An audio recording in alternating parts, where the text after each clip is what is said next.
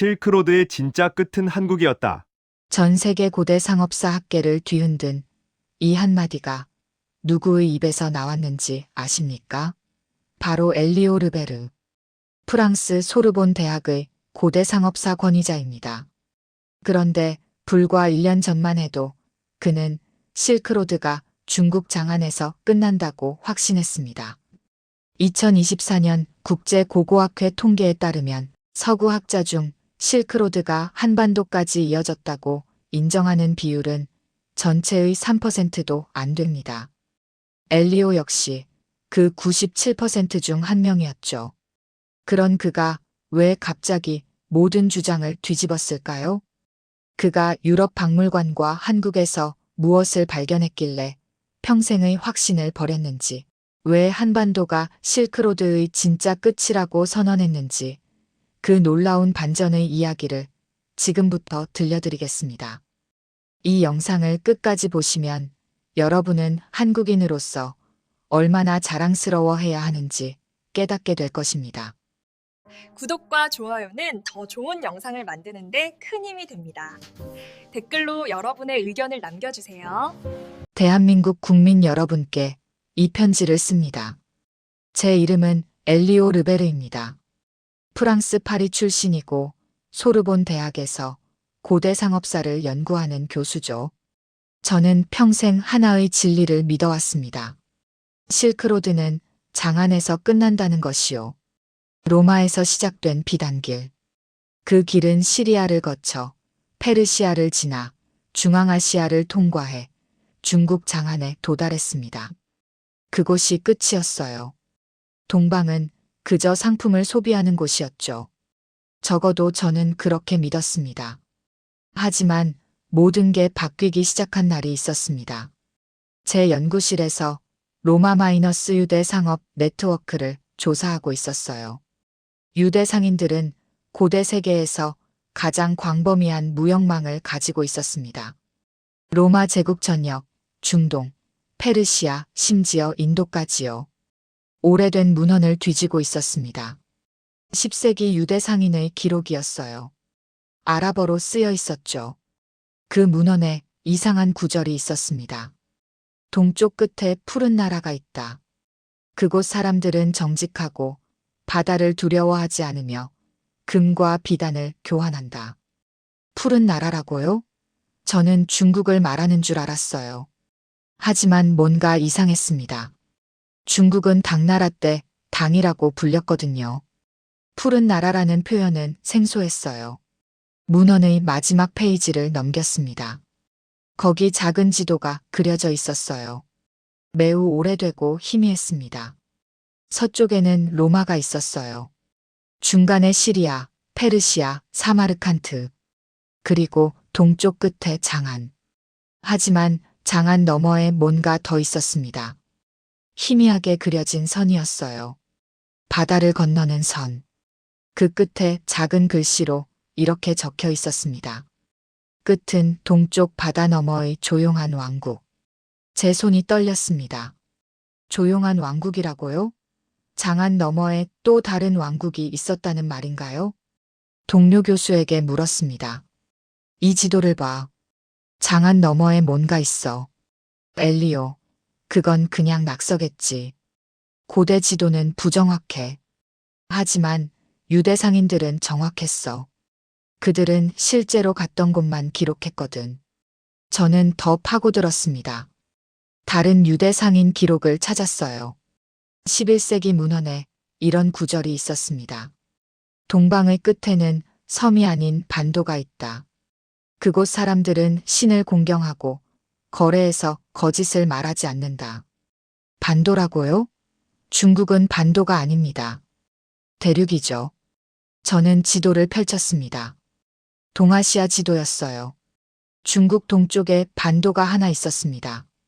한반도였어요. 제 심장이 뛰기 시작했습니다. 설마 한반도를 말하는 건가요? 며칠 후 놀라운 연락이 왔습니다. 런던 대형 박물관에서였어요. 엘리오 교수님, 흥미로운 유물이 발견됐습니다. 교수님이 연구하시는 유대 상인 문양과 비슷한 구슬이에요. 어디서 발견됐습니까? 한국입니다. 가야라는 고대 왕국에서요. 저는 즉시 비행기를 탔습니다. 파리에서 런던까지 박물관 수장고에서 구슬을 봤습니다. 작은 유리구슬이었어요. 푸른색과 금색이 섞여 있었죠. 하지만 놀라운 건 문양이었습니다.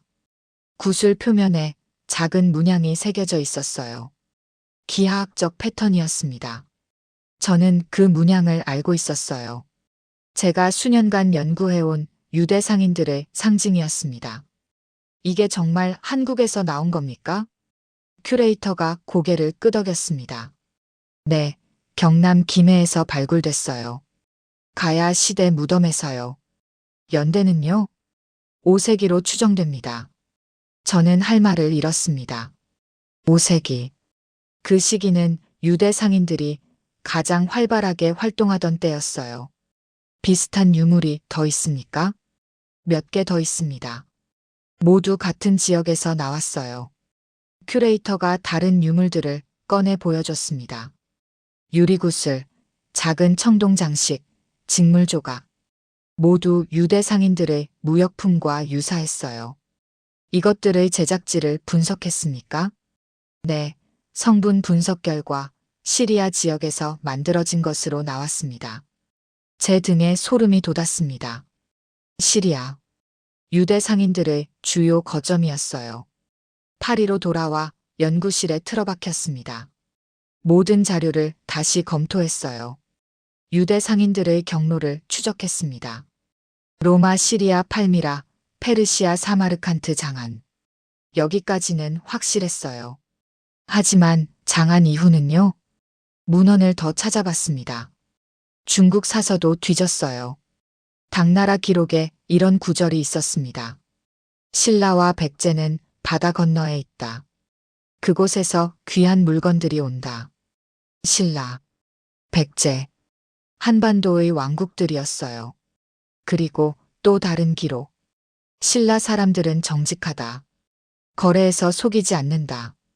제 머릿속에서 퍼즐 조각들이 맞춰지기 시작했습니다. 유대 문헌의 푸른 나라 한반도. 유대 문헌의 조용한 왕국 신라. 유대 문헌의 정직한 사람들 한국인. 가야에서 발견된 시리아 유리 유대 상인의 무역품. 모든 게 한 곳을 가리키고 있었습니다. 한반도였어요. 하지만 확신이 필요했습니다. 직접 가봐야 했어요. 비행기표를 끊었습니다. 파리에서 서울까지. 부인에게 말했습니다. 여보, 한국에 다녀올게요. 왜 갑자기 한국이에요? 제 연구의 마지막 조각을 찾으러 가는 거예요. 실크로드의 진짜 끝이 어디인지 확인하러요. 짐을 싸면서도 계속 의문이 들었습니다. 정말로 유대 상인들이 한반도까지 갔을까요? 그렇게 먼 곳까지요? 하지만 증거는 명확했어요. 문헌, 지도, 유물.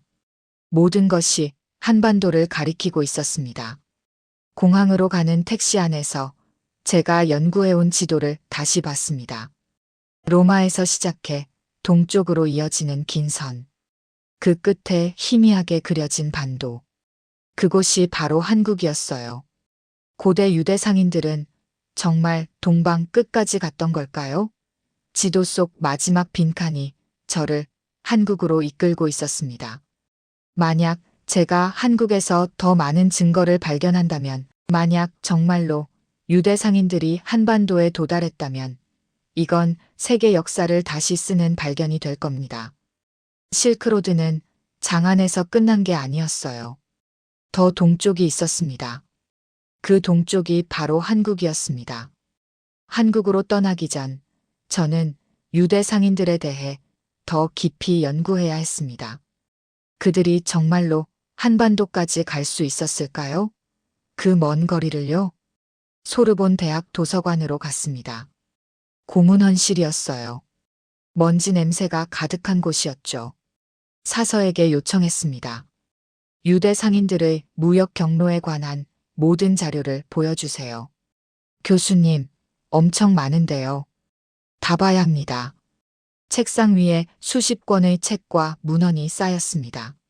저는 하나씩 읽기 시작했어요. 먼저 라다나이트 상인들의 기록이었습니다. 라다나이트.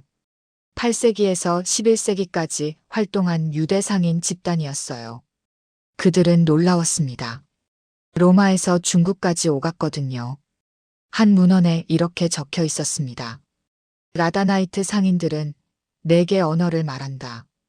아랍어, 페르시아어, 로마어, 그리고 동방의 언어를. 4개 언어라고요? 이건 단순한 상인이 아니었어요.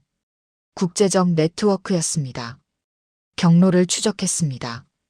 그들은 프랑스에서 출발한다. 지중해를 건너 이집트로 가고 홍해를 지나 아라비아로 간다. 그곳에서 페르시아만을 거쳐 인도에 도달하고 다시 동쪽으로 가면 중국에 이른다. 저는 지도에 선을 그었습니다. 프랑스, 이집트, 아라비아, 페르시아, 인도, 중국. 엄청난 거리였어요. 수만 킬로미터를요. 하지만 놀라운 건 또 있었습니다. 다른 경로도 있다. 육로로 가는 길이다. 그들은 프라하를 거쳐 볼가 강변으로 가고 카스피해를 지나 사마르칸트로 간다. 그곳에서 중국 장안에 도달한다. 2개의 경로였어요. 해로와 육로. 유대 상인들은 2길을 모두 사용했습니다. 저는 다른 문헌을 펼쳤습니다. 9세기 아랍 지리학자 이븐 쿠르다드 비흐의 기록이었어요. 유대 상인들은 세상의 동쪽 끝과 서쪽 끝으로 간다. 그들만큼 멀리 가는 자는 없다. 세상의 동쪽 끝이라고요? 당시 세상의 동쪽 끝은 어디였을까요? 중국이라고 생각하기 쉽지만 아니었습니다. 중국은 중간 기착지였어요. 다시 문헌을 읽었습니다. 그들은 장안에서 머문다. 하지만 일부는 더 동쪽으로 간다. 바다를 건너 섬들로 간다. 바다를 건너요? 섬들이요? 저는 동아시아 지도를 봤습니다. 장안 동쪽에 바다가 있었어요. 황해였습니다. 그리고 그 너머에 한반도와 일본이 있었죠. 동료 교수에게 전화했습니다. 중동사 전문가인 다니엘이었어요. 다니엘, 유대 상인들이 정말로 중국 너머까지 갔을 가능성이 있나? 이론적으로는 가능하지. 그들은 세계에서 가장 광범위한 네트워크를 가지고 있었어. 왜 그렇게 멀리 갔을까? 이윤 때문이야. 비단, 향신료, 보석. 동방의 물건은 서양에서 엄청난 가격에 팔렸거든. 그래서 위험을 감수하고 먼 곳까지 갔지. 하지만 위험하지 않았나? 도적, 질병, 전쟁. 물론 위험했어. 하지만 유대 상인들은 특별했어. 그들은 네트워크로 움직였거든. 네트워크요? 그래. 각 도시에 유대 공동체가 있었어. 로마, 알렉산드리아, 바그다드, 사마르칸트. 그들끼리 서로 도왔지. 숙소, 금융, 정보. 모든 걸 공유했어. 저는 이해가 됐습니다. 유대 상인들은 혼자 움직이지 않았어요. 거대한 네트워크의 일부였던 겁니다. 그리고 또 하나. 다니엘이 계속 말했습니다. 그들은 신뢰받았어.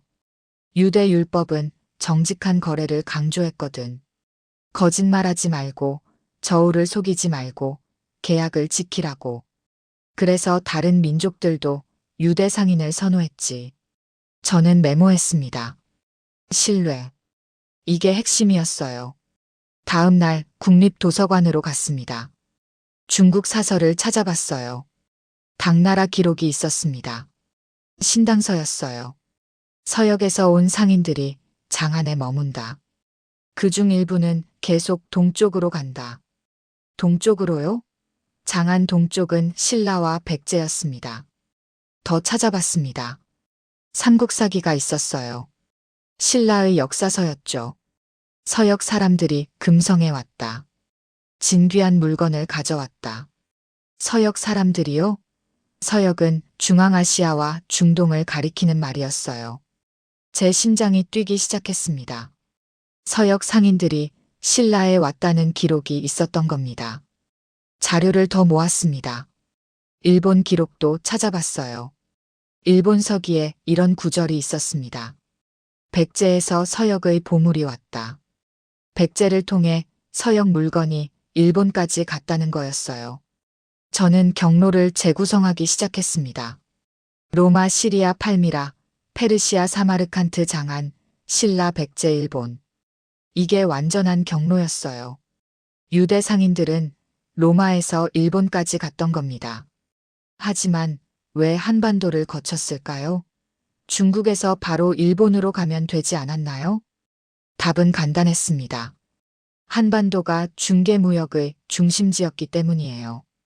신라와 백제는 당나라, 일본, 그리고 동남아시아를 연결하는 허브였습니다. 그곳을 거치지 않으면 동아시아 무역이 불가능했어요. 저는 노트를 정리했습니다. 유대 상인들이 한반도에 간 이유. 1. 중개무역 한반도는 동아시아의 허브. 2. 신라 사람들은 정직하다는 평판. 3. 이윤 동방 끝까지 가면 더 높은 이익. 4.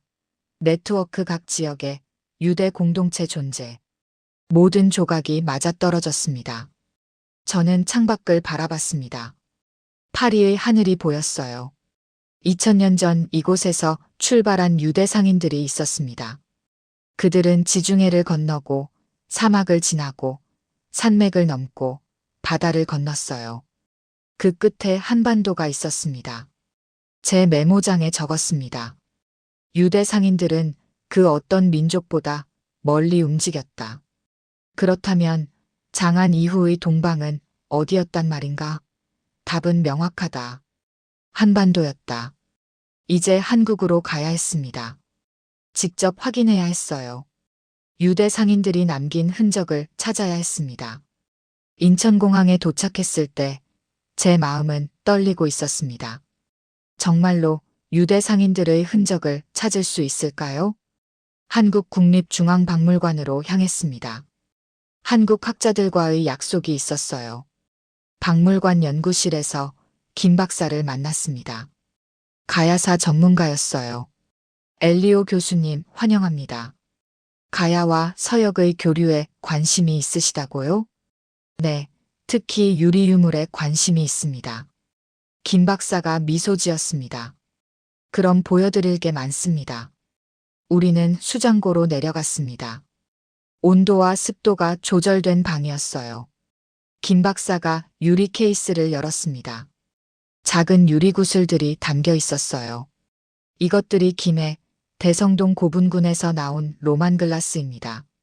저는 숨을 멈췄습니다. 로만 글라스. 로마 제국에서 만들어진 유리였어요. 구슬을 자세히 봤습니다. 푸른색, 녹색, 금색.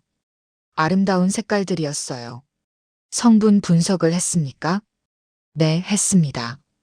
김 박사가 보고서를 보여줬습니다. 나트륨 함량이 높고 규산염 비율이 특정 패턴을 보입니다. 이건 지중해 동부 지역, 특히 시리아와 팔레스타인 지역의 제작 방식이에요. 제 손이 떨렸습니다. 시리아와 팔레스타인. 유대 상인들의 주요 거점이었어요. 더 있습니까? 많습니다. 김 박사가 다른 유물들을 꺼냈습니다. 유리잔, 유리병, 유리장식품. 모두 정교했어요. 이것들은 5세기에서 6세기 사이의 것으로 추정됩니다. 가야가 어떻게 이런 것들을 얻었을까요? 무역입니다. 가야는 철의 왕국이었어요. 질 좋은 철을 생산했죠. 그 철을 수출하고 대신 서역의 물건을 수입했습니다. 김 박사가 지도를 펼쳤습니다.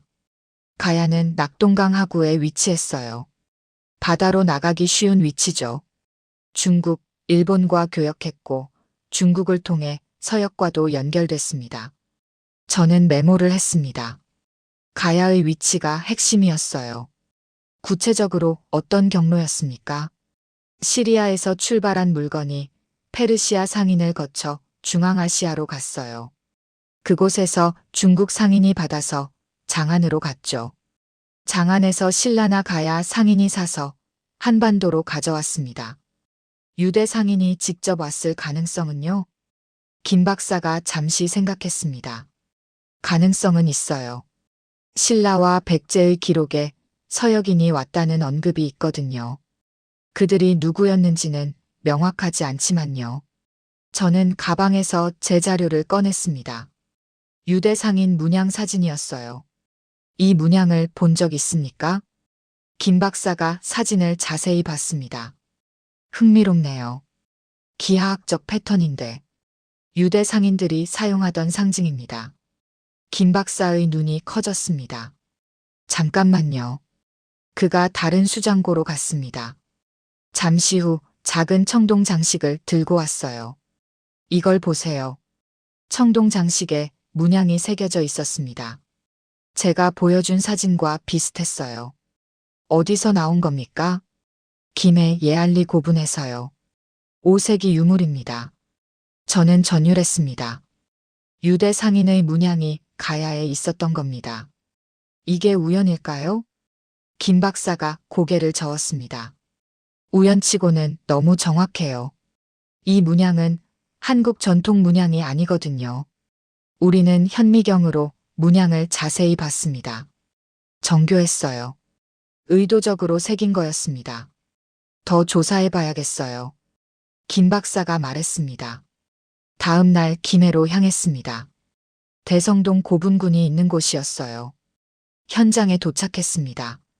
언덕 위에 고분들이 줄지어 있었어요. 발굴 책임자를 만났습니다. 이 교수님이었어요. 이 고분들이 언제 만들어졌습니까? 4세기에서 5세기입니다. 가야 지배층의 무덤이에요. 어떤 유물들이 나왔습니까? 철제 갑옷, 무기, 토기. 그리고 유리 제품들이요. 유리 제품이 많습니까? 꽤 많아요. 특히 고위층 무덤에서요. 당시 유리는 매우 귀했거든요. 권력의 상징이었죠. 우리는 한 고분 앞에 섰습니다. 이 고분에서 로만 글라스가 나왔습니까? 네, 여기서 유리구슬 200개 이상이 나왔어요. 목걸이로 착용했던 것 같습니다. 저는 상상했습니다. 1500년 전 가야의 왕이 시리아에서 온 유리구슬 목걸이를 하고 있는 모습을요. 가야 사람들은 이 유리가 어디서 왔는지 알았을까요? 알았을 겁니다. 그래서 더 귀하게 여겼겠죠. 먼 곳에서 온 보물이니까요. 저녁에 호텔로 돌아와 노트를 정리했습니다. 로만 글라스의 여정. 1. 시리아 팔레스타인에서 제작. 2. 유대 상인이 페르시아로 운반. 3. 페르시아 상인이 중앙아시아로. 4. 중국 상인이 장안으로. 5. 한반도 상인이 가야로. 6. 가야 왕족의 무덤의 부장. 이 유리 하나가 수만 킬로미터를 여행한 겁니다. 하지만 중요한 건 여정만이 아니었어요. 제작 방식이었습니다. 성분 분석 보고서를 다시 봤습니다. 나트륨 함량 18%, 석회 성분 7%, 규산염 특정 비율. 이건 시리아 팔레스타인 지역 장인들만의 기술이었어요. 다른 지역에서는 이런 비율로 만들지 못했습니다. 그리고 색깔. 코발트 블루는 특히 어려웠어요. 코발트 광석이 필요했거든요. 이 모든 게 시리아와 유대 지역 장인의 손길을 증명했습니다. 제 메모장에 적었습니다. 이 유리는 시리아와 유대 장인의 숨결을 품고 있었다. 그런데 그것이 가야에서 발견된 것이다. 이건 단순한 무역품이 아니었어요. 문화의 교류였습니다. 시리아 장인이 유리를 만들고 유대 상인이 운반하고 페르시아 상인이 중개하고 중국 상인이 전달하고 가야 상인이 구입했어요. 그리고 가야 왕이 그것을 착용했습니다. 이게 고대 실크로드였어요. 물건만 오간 게 아니라 문화가 오갔습니다. 저는 창밖을 바라봤습니다. 김해의 밤이 고요했어요. 1500년 전 이곳에 가야가 있었습니다. 철의 왕국. 바다를 통해 세계와 연결된 나라. 그들은 시리아의 유리를 원했어요. 아름다웠으니까요. 희귀했으니까요. 그리고 유대 상인들은 그것을 가져다 줬습니다. 이윤을 위해서요. 하지만 동시에 두 세계를 연결했어요. 실크로드는 단순한 무역로가 아니었습니다. 문명의 다리였어요. 그리고 그 다리의 끝에 한반도가 있었습니다. 가야에서 로만 글라스를 확인하고 나니 더 깊은 의문이 생겼습니다. 가야뿐일까요? 다른 한국 왕국들에도 흔적이 있을까요? 한국국립중앙박물관으로 다시 갔습니다. 이번에는 신라시를 방문했어요. 큐레이터가 저를 안내했습니다. 신라와 서역의 교류 흔적을 보고 싶으시다고요? 네, 특히 문양과 장식품에 관심이 있습니다. 그럼 이것부터 보세요. 큐레이터가 한 유물 앞에 섰습니다. 금관이었어요. 신라 금관. 이게 천마총 금관입니까? 네, 5세기 신라 왕의 금관이에요. 저는 금관을 자세히 봤습니다. 화려했어요. 금빛이 찬란했죠. 하지만 제 눈을 끈 건 장식이었습니다. 금관에 달린 작은 고곡과 유리구슬들이었어요. 이 유리구슬들도 분석했습니까? 네, 일부는 로만 글라스예요. 가야에서 발견된 것과 같은 계통이죠. 제 심장이 뛰었습니다. 신라도 같은 유리를 사용했다는 거예요. 다른 유물들을 봤습니다. 귀걸이, 목걸이, 허리띠 장식. 모두 정교했어요. 한 장식품에서 익숙한 문양을 발견했습니다. 이 문양은 뭡니까? 별 문양입니다. 신라에서 자주 사용됐어요. 하지만 그 문양의 구조가 제가 아는 유대 상인 문양과 비슷했어요. 기하학적 패턴이었습니다. 다른 신라 유물도 볼 수 있을까요? 물론이죠. 우리는 수장고로 갔습니다. 더 많은 유물들이 있었어요. 청동 그릇, 은재 장식, 유리병. 모두 신라 시대 것이었습니다. 한 청동 향로를 봤습니다. 뚜껑에 복잡한 문양이 새겨져 있었어요. 이 문양은 어떤 의미입니까? 정확히는 모릅니다. 하지만 서역 문화의 영향을 받은 것 같아요. 저는 사진을 찍었습니다. 나중에 비교 분석하려고요. 다음 날 경주로 향했습니다. 신라의 수도였던 곳이에요. 경주 박물관에서 학예사를 만났습니다. 신라는 어떻게 서역과 교류했습니까? 당나라를 통해서요.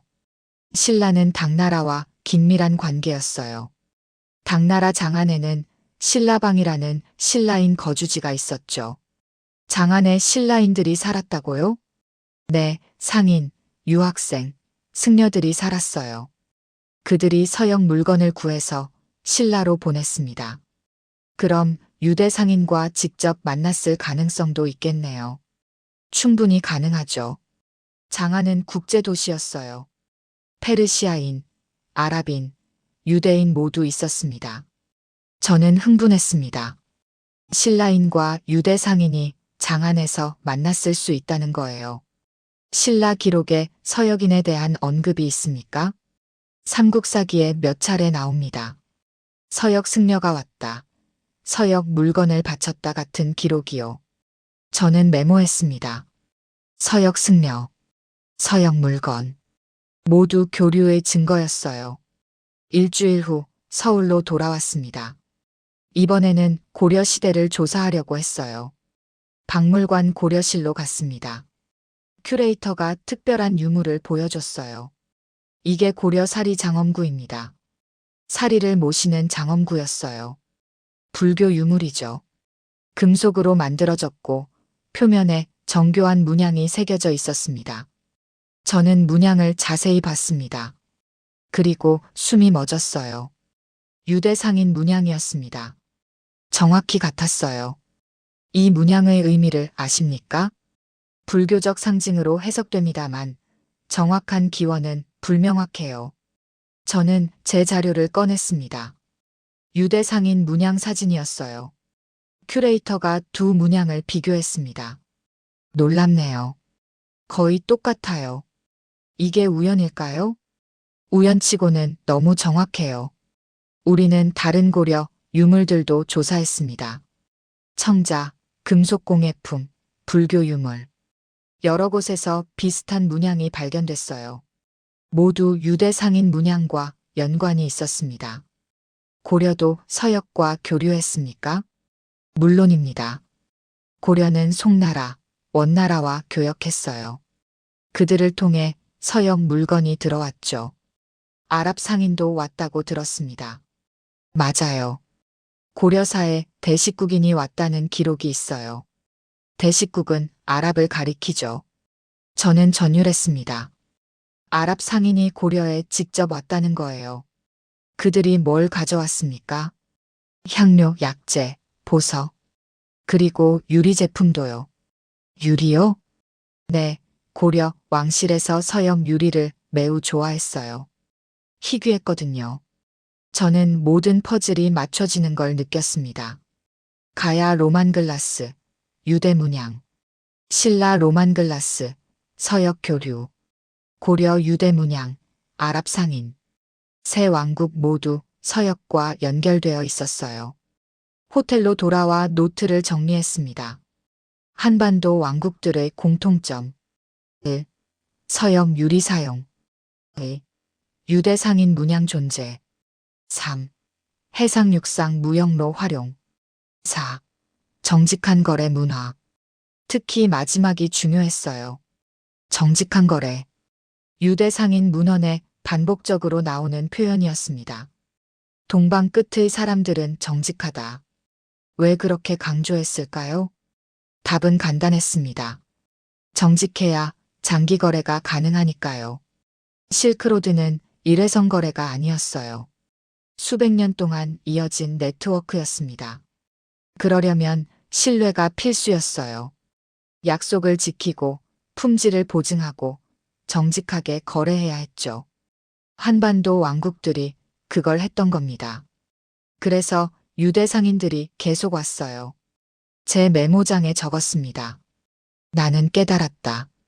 장안 너머에 끝이 있었던 것이 아니라 또 다른 시작이 있었던 것이다. 그것은 한반도였다.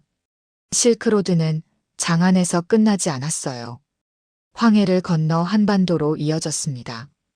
그곳에서 가야 신라, 백제, 고려가 서역과 만났어요.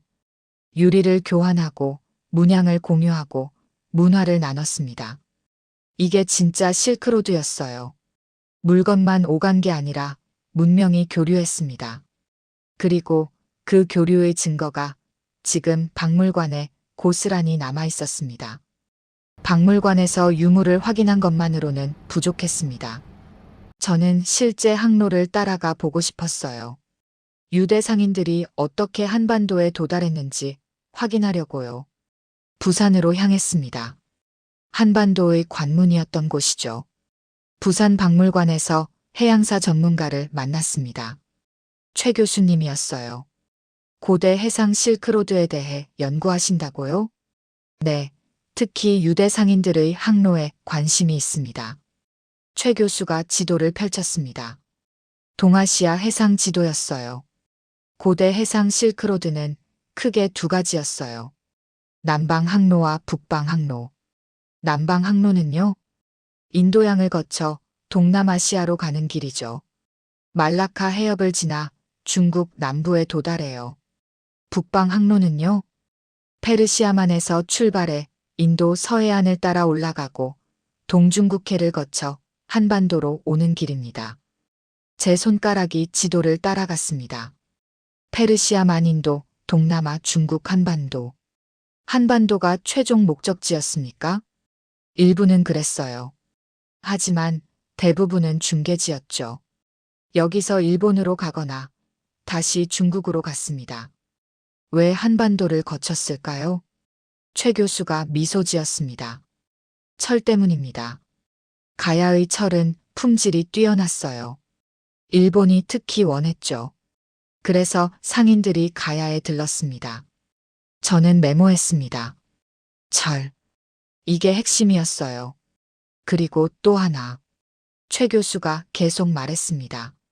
안전 때문이에요. 한반도 항구는 안전했어요. 해적이 적었고 항구 시설도 좋았죠. 유대 상인들도 왔을까요? 가능성이 높아요. 당나라 기록에 파사인과 대식인이 신라에 왔다는 언급이 있거든요. 파사는 페르시아, 대식은 아랍이죠. 유대 상인은 어디에 속합니까? 대부분 페르시아 상권에 속했어요. 그러니까 파사인 중에 유대 상인이 포함됐을 가능성이 큽니다. 다음 날 김해로 갔습니다. 가야의 중심지였던 곳이에요. 낙동강 하구를 봤습니다. 강과 바다가 만나는 지점이었어요. 여기가 고대 항구였습니까? 현지 가이드가 대답했습니다. 네, 가야 시대에는 배들이 여기 정박했어요. 낙동강을 따라 내륙으로 들어갈 수도 있었죠. 저는 주변을 둘러봤습니다. 지금은 평화로운 강이었지만 1500년 전엔 국제 무역항이었어요. 페르시아 배, 중국 배, 일본 배 모두가 이곳에 왔을 겁니다. 가야 사람들은 어떤 배를 탔습니까? 평저선이라는 배였어요. 바닥이 평평해서 강과 바다를 모두 다닐 수 있었죠. 항해 기술은요? 뛰어났어요. 별자리를 보고 항해했고 계절풍을 이용했습니다. 저는 바다를 바라봤습니다. 저 바다 너머에서 유대 상인들이 왔을 거예요. 몇 주 동안 바람을 기다리고 폭풍을 피하고 마침내 이곳에 도착했겠죠. 그들은 뭘 느꼈을까요? 긴 여정 끝에 한반도를 봤을 때요. 남해로 이동했습니다. 한반도 남쪽 끝이었어요. 남해 바닷가에 섰습니다. 푸른 바다가 끝없이 펼쳐져 있었어요. 현지 어부를 만났습니다. 여기서 일본까지 가려면 얼마나 걸립니까? 바람이 좋으면 이틀이요. 나쁘면 일주일도 걸려요. 위험합니까? 옛날엔 위험했죠. 지금은 엔진이 있지만 옛날엔 바람만 믿었으니까요. 저는 고개를 끄덕였습니다. 고대 상인들의 용기가 대단했어요. 서울로 돌아와 문헌을 더 조사했습니다. 유대 상인들이 한반도를 어떻게 묘사했는지 찾고 싶었어요. 오래된 아랍어 문헌을 찾았습니다. 10세기 지리학자의 기록이었어요. 동방 바다의 끝에 반도가 있다. 그곳 사람들은 정직하여 손해를 보지 않는다. 정직하여 손해를 보지 않는다. 이 표현이 계속 나왔어요. 왜 그렇게 강조했을까요? 답을 찾았습니다. 다른 문헌에 이런 구절이 있었거든요. 중국 상인들은 때때로 속인다. 무게를 속이거나 품질을 낮춘다. 하지만 동방 반도의 상인들은 그러지 않는다. 약속을 지킨다. 저는 전율했습니다. 한반도 상인들이 정직했다는 거예요. 그래서 유대 상인들이 계속 왔던 겁니다. 신뢰할 수 있으니까요. 또 다른 문헌을 찾았습니다. 그곳 사람들은 손님을 환대한다. 서역에서 온 상인을 존중한다. 환대, 존중. 이것도 중요한 요소였어요. 유대 상인들은 많은 곳에서 차별받았습니다. 유럽에서도 중동에서도요. 하지만 한반도는 달랐던 것 같아요. 그들을 환대했습니다. 저는 노트를 정리했습니다. 유대 상인들이 한반도를 선택한 이유. 1. 지리적 위치 중국과 일본 사이의 중개지. 2. 철 고품질 철 생산. 3. 안전한 항구 해적이 적음. 4. 정직한 거래 속임수 없음. 5. 환대 문화 외국 상인 존중. 이 모든 조건이 완벽하게 맞아떨어졌어요. 그래서 유대 상인들은 위험을 감수하고 먼 바다를 건넜습니다. 페르시아만에서 출발해 인도양을 거쳐 말라카 해협을 지나 동중국해를 건너 한반도에 도달했어요. 수만 킬로미터의 여정이었습니다. 제 메모장에 적었습니다. 고대 유대 상인들은 이 땅을 신뢰했다. 정직한 사람들, 사기를 치지 않는 민족 그들이 만난 동방의 왕국이 한국이었다. 해상 실크로드는 단순한 무역로가 아니었어요. 신뢰의 네트워크였습니다. 신뢰 없이는 그 먼 거리를 오갈 수 없었어요. 한 번 속으면 다시는 안 왔겠죠. 하지만 한반도는 달랐습니다. 정직했고 환대했고 약속을 지켰어요. 그래서 유대 상인들이 계속 왔던 겁니다. 세대를 이어가며 왔어요. 할아버지가 왔고 아버지가 왔고 아들이 왔습니다. 그 과정에서 문화가 교류됐어요. 유리가 전해지고 문양이 공유되고 서로를 이해하게 됐죠. 이게 진짜 실크로드였습니다. 물건을 사고 파는 것만이 아니라 인간과 인간이 만나는 것. 그 만남의 끝에 한반도가 있었어요. 항로를 확인한 후 또 다른 의문이 생겼습니다. 유대 상인과 한반도 상인은 어떻게 거래했을까요? 언어도 다르고 문화도 다른데 말이에요. 한국학중앙연구원을 방문했습니다. 고대 상업사 전문가를 만나기 위해서였어요. 박 교수님을 만났습니다. 유대 상인과 신라 상인의 거래 방식을 비교하고 싶습니다. 흥미로운 주제네요. 구체적으로 무엇을 알고 싶으신가요? 거래 규범입니다. 어떤 원칙으로 거래했는지요? 박 교수가 자료를 꺼냈습니다. 먼저 신라의 거래 문화를 보죠. 삼국사기에 나옵니다. 문헌을 펼쳤어요. 신라 사람들은 거래에서 거짓을 말하지 않았다. 약속을 지켰다. 구체적인 규정이 있었습니까? 네, 시장 규칙이 있었어요. 무게를 속이면 벌을 받았고 품질을 거짓말하면 추방됐습니다. 저는 놀랐습니다. 명확한 규정이 있었다는 거예요. 유대 율법도 비슷합니다. 제가 말했습니다. 레위기에 나옵니다. 너희는 정직한 저울과 정직한 추를 사용하라. 속이지 말라. 거짓 저울을 쓰면 신에게 죄를 짓는 거였어요. 박 교수의 눈이 커졌습니다. 구조가 똑같네요. 정직한 거래를 신성한 의무로 본 거죠. 맞습니다. 유대인들에게 거래는 단순한 경제 활동이 아니었어요. 신앙의 실천이었죠. 우리는 더 많은 자료를 비교했습니다. 신라의 화백 제도도 흥미로웠어요. 중요한 결정을 만장일치로 했다는 거였습니다. 왜 만장일치였습니까? 공동체 전체의 합의를 중시했기 때문이에요. 한 사람이라도 반대하면 결정하지 않았죠. 유대 공동체도 비슷했습니다. 제가 말했습니다. 중요한 결정은 장로들의 합의로 했어요.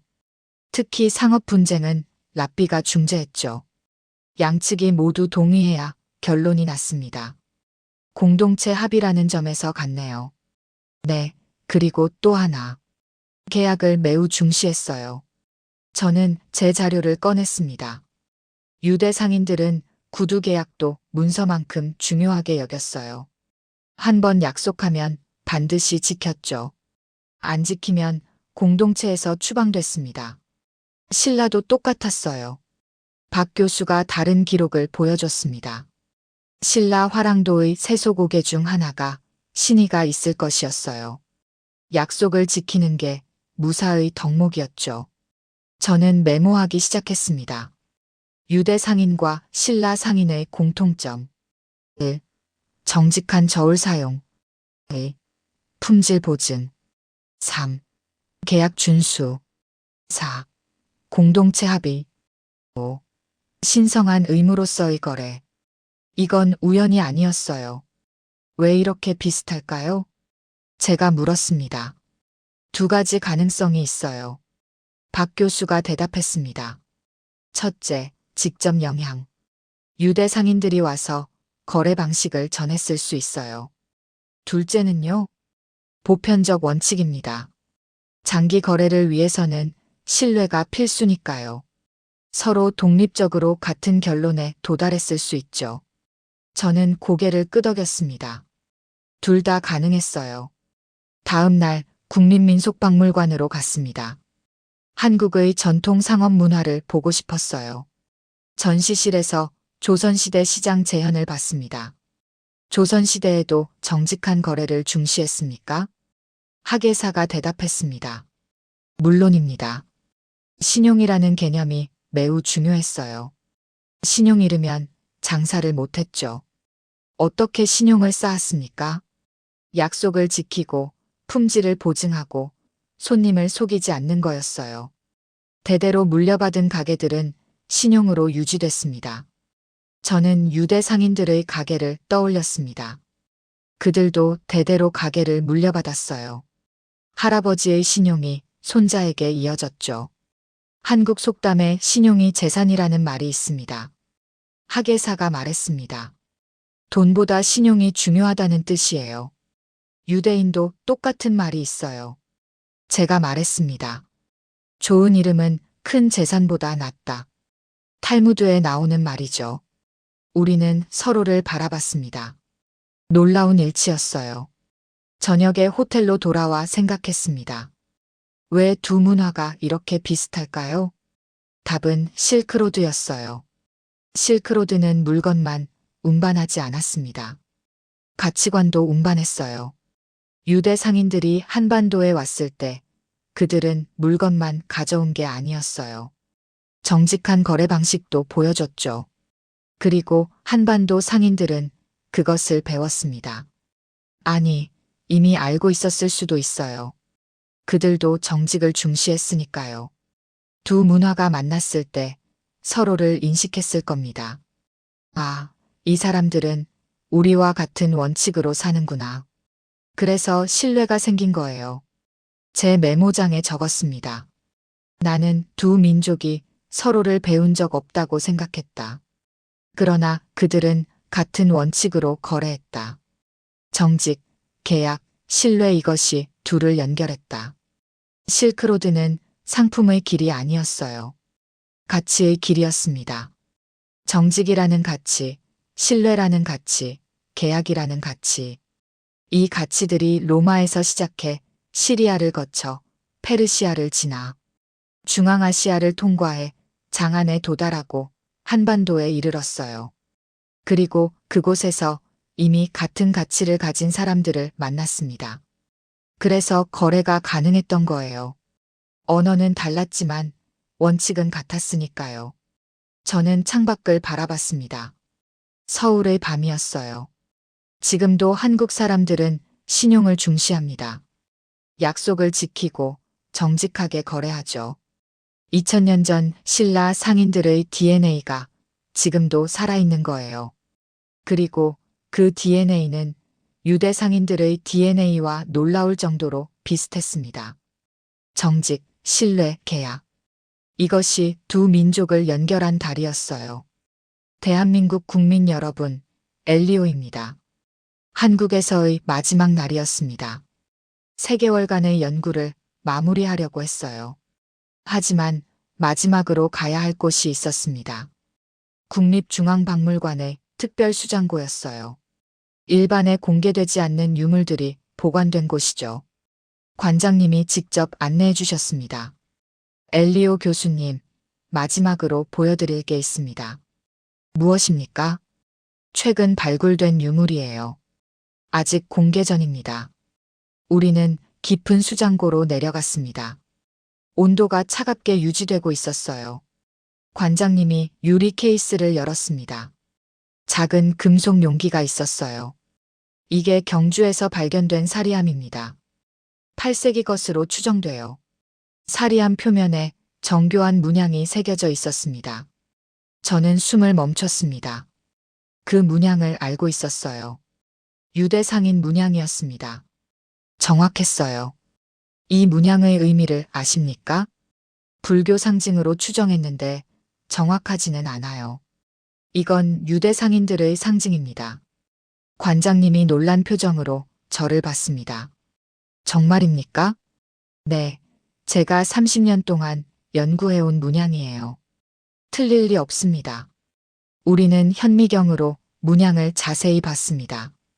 기하학적 패턴, 선의 굵기, 각도, 모든 게 일치했어요. 이건 결정적 증거입니다. 제가 말했습니다. 유대 상인들이 신라에 왔다는 물리적 증거예요. 관장님이 다른 유물도 보여줬습니다.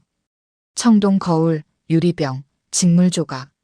모두 최근 발굴된 것들이었어요. 이것들도 서역과 연관이 있습니까? 네, 성분 분석 결과 모두 시리아 페르시아 지역 제작 방식이에요. 저는 카메라를 꺼냈습니다. 모든 유물을 상세히 촬영했어요. 박물관을 나와 남산타워로 갔습니다. 서울 전경을 보고 싶었어요. 전망대에 섰습니다. 서울이 한눈에 들어왔어요. 현대적인 빌딩들, 한강을 가로지르는 다리들, 끝없이 펼쳐진 도시. 하지만 제 눈에는 다른 풍경도 보였습니다. 1500년 전 이 땅에 신라가 있었어요. 가야가 있었고 백제가 있었습니다. 그들은 바다를 건너온 상인들을 맞이했어요. 시리아에서, 페르시아에서, 중앙아시아에서 온 사람들을요. 그리고 그들과 거래했습니다. 정직하게, 신뢰를 바탕으로요. 호텔로 돌아와 마지막 편지를 쓰기 시작했습니다. 대한민국 국민 여러분, 저는 프랑스에서 왔습니다. 평생 실크로드는 장안에서 끝난다고 믿었어요. 동방은 그저 상품을 소비하는 곳이라고 생각했죠. 하지만 틀렸습니다. 3개월 동안 한국에서 연구하며 깨달았어요. 실크로드는 장안에서 끝나지 않았습니다. 황해를 건너 한반도로 이어졌어요. 증거는 명확했습니다. 가야에서 발견된 로만 글라스, 시리아 장인의 손길이 담긴 유리였어요. 신라 금관의 유리구슬, 페르시아를 거쳐온 보석이었죠. 고려 사리 장엄구의 문양, 유대 상인들의 상징이었습니다. 그리고 문헌 기록, 동방 끝의 정직한 사람들, 한반도 상인들을 가리키는 말이었어요. 유대 상인들은 왜 한반도까지 왔을까요? 이윤 때문이었습니다. 철이 필요했고 중개무역이 유리했으니까요. 하지만 그것만이 아니었어요. 신뢰 때문이었습니다. 한반도 상인들은 정직했어요. 저울을 속이지 않았고 품질을 보증했으며 약속을 지켰습니다. 유대 율법과 같은 원칙이었어요. 그래서 유대 상인들은 안심하고 거래할 수 있었습니다. 먼 곳까지 왔지만 속지 않을 거라는 확신이 있었어요. 그 신뢰가 수백 년 동안 이어졌습니다. 할아버지가 왔고, 아버지가 왔고, 아들이 왔어요. 세대를 이어가며 한반도와 거래했습니다. 그 과정에서 문화가 교류됐어요. 유리 제작 기술이 전해졌고, 문양이 공유됐으며 서로의 거래 방식을 배웠습니다. 이게 진짜 실크로드였어요. 물건만 오간 게 아니라 가치관이 오갔습니다. 정직, 신뢰, 계약. 대한민국 국민 여러분. 여러분은 자랑스러워해야 합니다. 여러분의 조상들은 2000년 전에 이미 국제무역의 중심이었어요. 가야, 신라, 백제. 모두가 세계와 연결되어 있었습니다. 그리고 그들은 정직했습니다. 신뢰를 지켰어요. 그래서 세계가 계속 찾아왔습니다. 지금도 마찬가지예요. 한국 기업들은 세계에서 신뢰받습니다. 삼성, LG, 현대 모두가 품질을 보증하고 약속을 지키죠. 이건 우연이 아니에요. 2000년 DNA의 결과입니다. 정직한 거래, 품질 보증, 신뢰 구축. 신라 상인들이 했던 것을 현대 한국 기업들이 하고 있는 거예요. 저는 이제 확신합니다. 실크로드의 진짜 끝은 한반도였다고. 장안은 중간 기착지였어요. 진짜 목적지는 더 동쪽이었습니다. 바다를 건너 한반도에 도달하고 때로는 일본까지 가는 것. 그게 완전한 실크로드였습니다. 그리고 그 중심에 한국이 있었어요. 제가 파리로 돌아가면 논문을 쓸 겁니다. 실크로드의 재발견 한반도 종착점설이라는 제목으로요. 학계는 놀랄 겁니다. 반박할 사람도 있겠죠. 하지만 저는 확신해요. 증거가 명확하니까요. 유물, 문헌, 문양, 거래 방식. 모든 것이 한반도를 가리키고 있습니다. 감사합니다, 대한민국. 여러분이 보존해온 유물 덕분에 역사를 재발견할 수 있었어요. 존경합니다, 한국 학자들. 여러분의 연구 덕분에 퍼즐을 맞출 수 있었습니다. 그리고 확신합니다. 한국은 고대의 끝이자 미래의 시작이라고요. 2000년 전 세계의 중심이었던 것처럼 지금도 세계의 중심이 되고 있습니다. 엘리오 르베르 올림. 이 영상이 감동적이셨다면 구독과 좋아요 부탁드립니다. 여러분의 구독과 좋아요 하나하나가 대한민국의 진짜 역사를 전 세계에 알리는 힘이 됩니다. 댓글로 여러분의 생각을 나눠주세요. 우리 함께 자랑스러운 대한민국의 이야기를 더 많은 사람들에게 전합시다. 감동할 채널을 구독하시면 대한민국의 위대한 이야기들을 계속 만나보실 수 있습니다. 감사합니다.